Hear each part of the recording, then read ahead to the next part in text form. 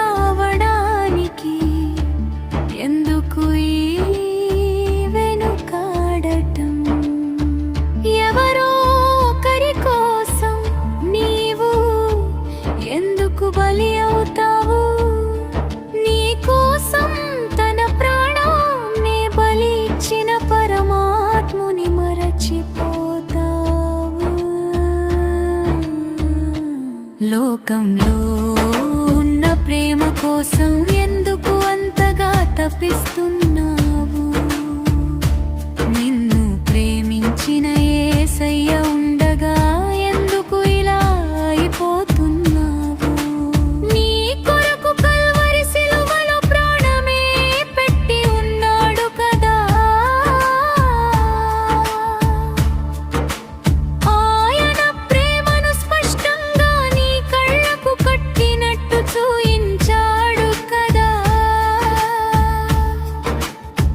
నీవు ఎందుకు దేవుని దూరం పెడుతున్నావు? నిన్ను ఒకరు కాదన్నప్పుడు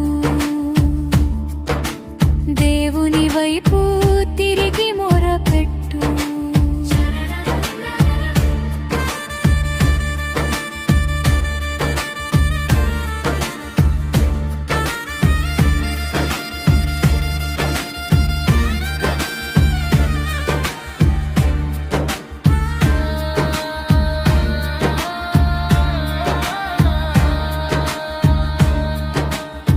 ప్రభువా, నేను ఏమి చేశాను?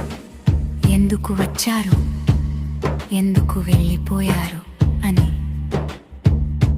నీలో ఉన్న వేదన మొత్తం దేవునితో చెప్పు. ఆయన సన్నిధిలో కుమ్మరించు. ఆయన చిత్తంలో ఉంటే నీ జీవితంలోకి వస్తారు, లేదంటే వెళ్ళిపోతారు. మనుషులు ఎవరున్నా లేకున్నా నిజమైన యేసయ్య నీతో ఉన్నాడు. నిన్ను దూషించే వారి గురించి దేవునికే వదిలే. ఆయన నిన్ను వాడుకోవాలనుకుంటున్నాడేమో, అందుకే ఈ కష్టాలన్నీ. లోకంలో ఉన్న ప్రేమలు వ్యర్థం. లోక ప్రేమ కోసం బలి అవ్వకు. నీ కొరకు నువ్వు ఒక్కరి కోసం బలి అవ్వడం కాదు. నీ కొరకు యేసు బలి అయ్యాడు. అది ఒక్కటి గుర్తు పెట్టుకో.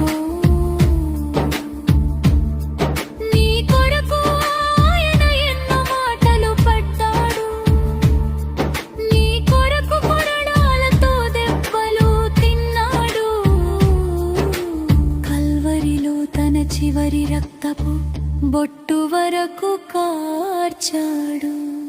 దయచేసి దేవుణ్ణి ఎన్నటికీ వదిలిపెట్టకు. ఆయన ప్రేమలోనే ఉండు.